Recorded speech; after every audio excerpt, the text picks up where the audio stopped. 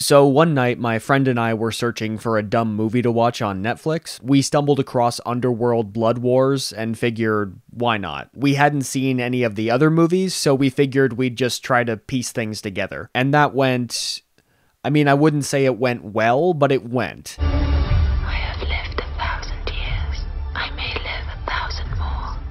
I was surprised though, because Blood Wars really intrigued me. I had been peripherally aware of Underworld for most of my life, but I never actually knew what it was. Except I think I saw the last half hour of that prequel movie on TV one time years ago, but I wouldn't count that. But these movies looked fun, and the series ran for 13 years, so they were doing something right. So recently, I watched all 5 Underworld movies to finally figure out exactly what they are. The answer I got was unclear. He desires the one thing he cannot have.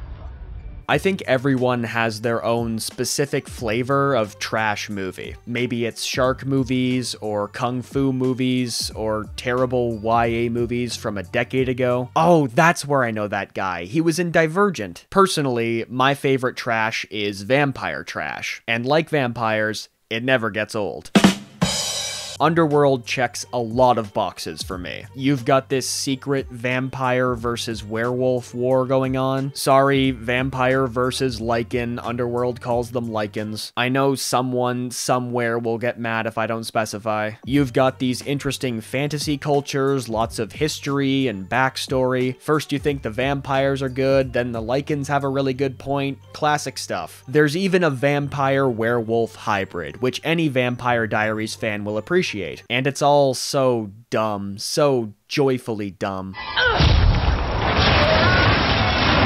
But what are the real prerequisites of good vampire trash? Well, these are my general rules. Rule 1. It has to take itself very seriously despite being entirely composed of stupid ideas. The first movie was released in 2003, so that basically just happened by default. Everything in all 5 movies is played dead straight though. And the sillier the movies get, the more that seriousness starts to become funny on its own. Rule 2. It has to ignore the actually interesting parts of the premise. The concept of vampires fighting werewolves seems hard to screw up, but you should never underestimate these movies. The action does get bigger across the series, and there are some interesting takes on vampire and werewolf mythology, but most action scenes are still just people shooting each other in various dark rooms. And rule number 3, it has to be very transparently ripping off something popular.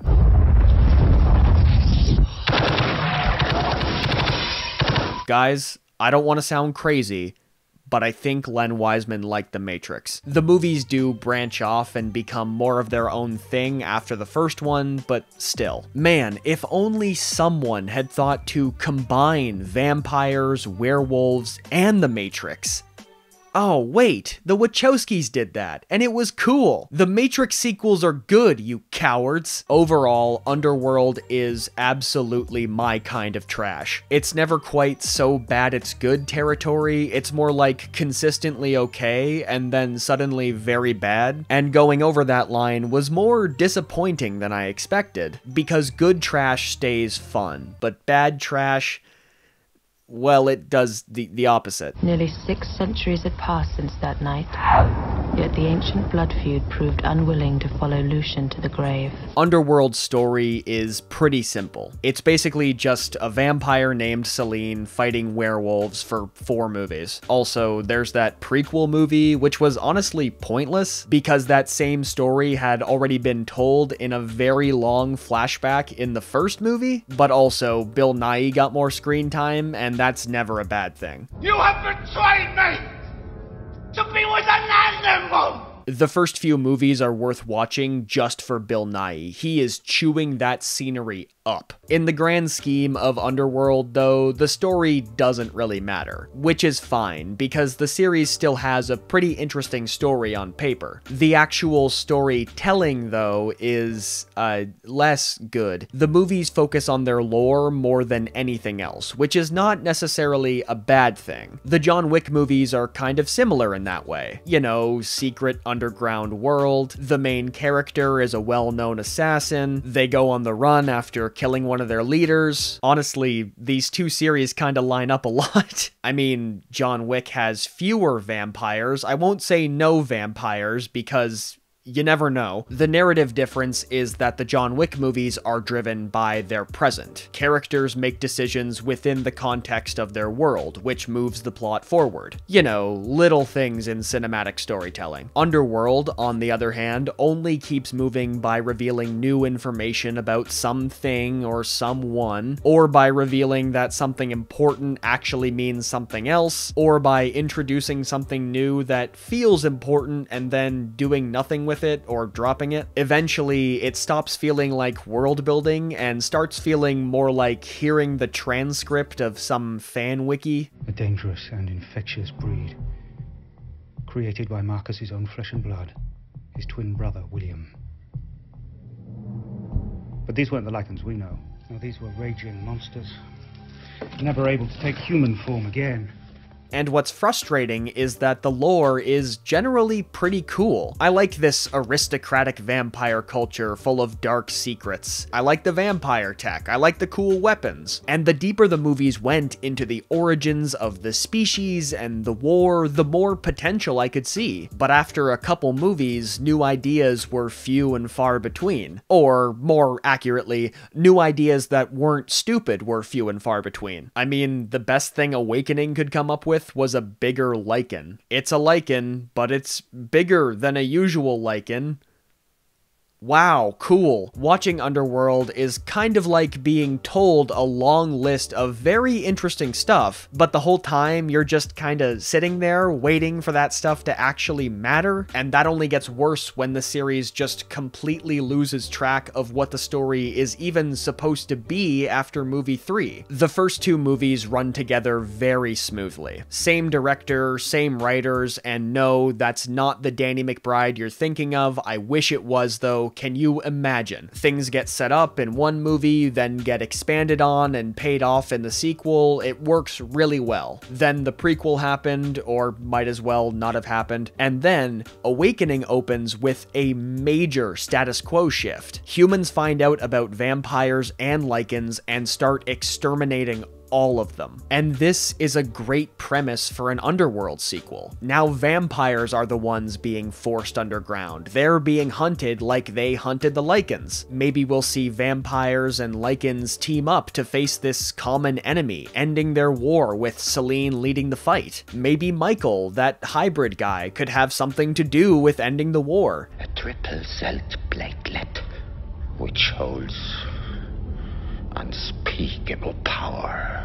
The problem is, none of that happens. About 5 minutes in, Selene gets captured and locked up for over a decade while the human war just happens off screen. Then Selene is broken out, she finds her daughter, and she has to protect her daughter from, you guessed it, the Lycans. You know, in the first movie, the big twist was that the Lycans aren't just these monstrous bad guys. They're actually a former slave race who revolted and tried to build up their own society, and the whole war has just been this thin veneer to systematically exterminate their entire people. It's not really a good and bad people on both sides situation. It's more like, in the first few movies, the vampires are consistently bad all the time, and the Lycans are just trying to stop the war and survive. And then in the last two movies, they're just bad guys, just unambiguous villains, just kill every single one of them, kill them all, who cares? But, like I said, there is a bigger Lycan, so that's something. No, wait.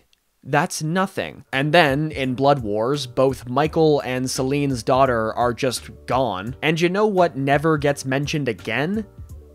Humans! The vampires and Lycans have armies and are just fighting again, like Awakening never happened. I don't really blame them for ignoring it. I mean, I also wish it never happened. But still, the human war thing was not a small detail. It fundamentally changed the premise of the entire series, and then it was just dropped. I think the real issue is that after Evolution, the story that was set up in the first movie was pretty much over. The first Immortals were all dead, Instead, Celine found out the truth about her past. The only thing left to resolve was the war. But the people behind these movies just could not decide what they wanted the story to be. And movie sequels shifting focus like this is not unheard of. In this case, though, it felt like they were just killing time until the money or the interest ran out. Which it did. They both did. I was an elite soldier in the vampire army.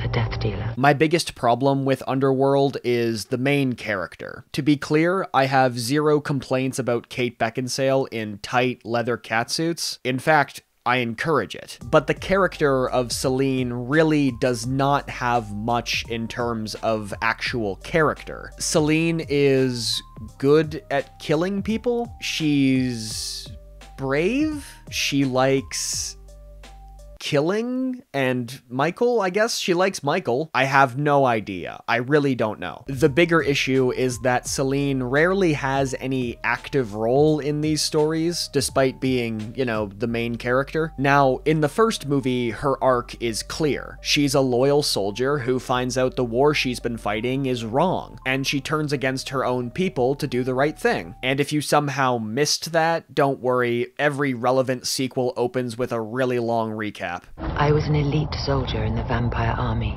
Building off that, I figured the sequels would be about uncovering more of this mysterious past, and with whatever truth she uncovered, Celine could forge a new path for both species and find a way to end the war. But, as we both know, none of that happens. And Celine herself very rarely makes any choices at all. Every major turning point in her character happens because someone just tells her to do something. Even in the first movie, where she actually has characterization. After that, aside from generic goals like protect Michael or kill the bad guy, Celine just kinda does whatever she wants until the plot catches up with her. I know roughly as much about Celine's character after 5 movies as any person would know after looking at a poster. Kate Beckinsale, leather, gun, that's it. That's Celine. To be fair, a main character who's underwritten is not a death sentence. In franchises like this, it's actually kind of a staple, but Underworld's only real idea of character development seems to be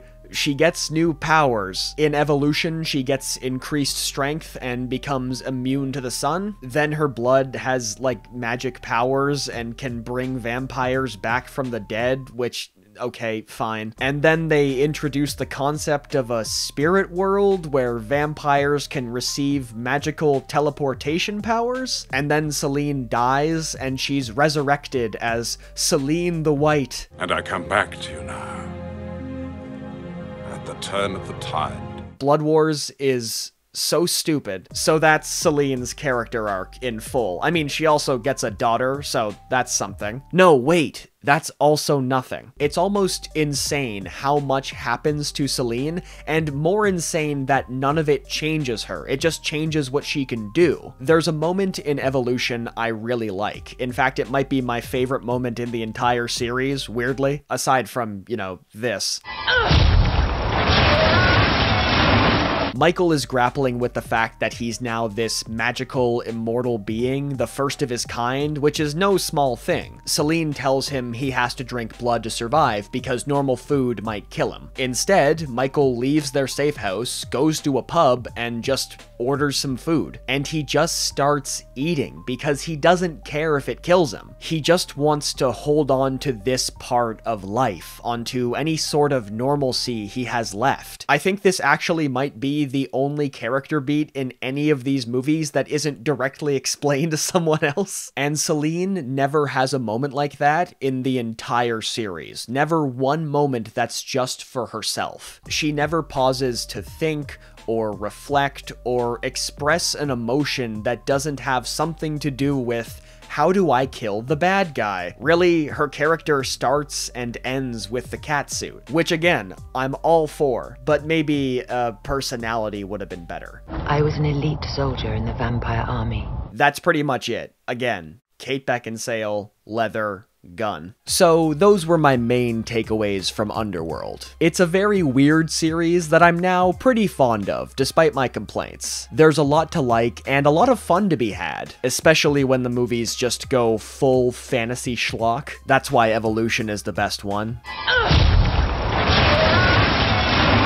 I think what really killed this series is that it just went on too long and kept changing hands. Len Wiseman's style added a lot to those first two movies, and the prequel carried it over. But after that, any momentum these movies had just slowly died away until they finally arrived at vampire teleportation powers, the logical last step. If you want the ideal Underworld experience, I'd say watch the first one, then the prequel, then Evolution. Then stop, because nothing good comes after that. Meanwhile, the future of the franchise has been shaky at best. There was talk of a sixth movie when Blood Wars was coming out, but that conversation died quickly. Apparently, there's a TV series in development right now, which I think is a good idea. There's a lot you can do with this franchise on TV. Maybe we could even see some new time periods. I mean, hell, why not do, like, Saving Private Ryan with vampires? I'm gonna write that down right now, actually. Either way, I'm cautiously optimistic about more Underworld. I mean, as long as they avoid all the vampire teleportation stuff, they should be fine. Look, I won't lie to you. We both know I'm going to watch this show eventually, even if it's just to get another fix of vampire trash. Something's gotta fill that whole True Blood left in my heart, okay? And it probably won't be the True Blood reboot. Although, can I say, the fact that the Riverdale guy is rebooting True Blood?